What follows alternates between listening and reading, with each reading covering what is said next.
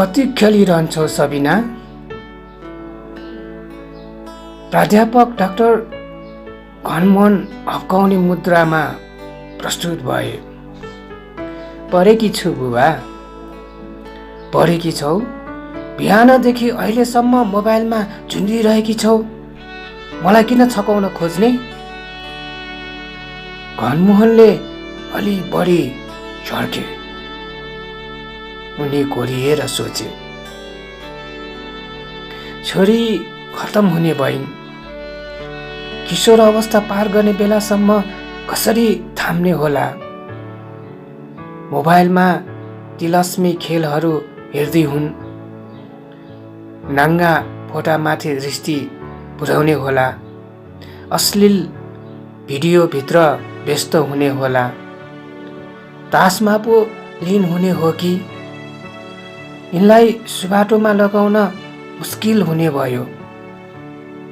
हेर छोरी, कोर्सका पुस्तकका साथमा साहित्यिक पुस्तक पढ्यो भने मस्तिष्क ताजा बनिरहन्छ। लौ पढ। घनमोहनले छोरीका अगाडि एउटा पुस्तक ठेचारिदिए। सबिनाले पुस्तक हेरिन्। महाकाव्य रहेछ। उल्टाइ पल्टाइ गरिन् र मुस्कुराउँदै प्रस्तुत भइन्। पढिरहेकी छु। पढ्छौ? पुस्तक छोएको बल्ल देखियो। कस्तो बुबा, प्रोफेसर भएर पनि रुढीबारी। अझ रुढीबारी? प्रोफेसर झुक्किए। कागजका पुस्तक मात्रै पढ्नु पर्छ र? जमाना कहाँबाट कहाँ पुगिसक्यो। के पढ्छौ त? साहित्य पोस्ट दैनिक पत्रिकाले हजुरले दिएको पुस्तक अनलाइनमा राखिदिएको छ। त्यही पढिरहेकी छु। यस लौकथाको शीर्षक रहेको छ पढाइ। यस लौकथाका लौकथाकार हुनुहुन्छ त्रिलोचन ढकाल। उहाँले यस लौकथा आनन्द आश्रम फापरथुम स्याङ्जाबाट सम्प्रेषण गर्नुभएको थियो। यहाँका साहित्यिक आयामहरू अझ योभन्दा सुन्दर हुँदै जाओस्, शुभकामना पनि छ।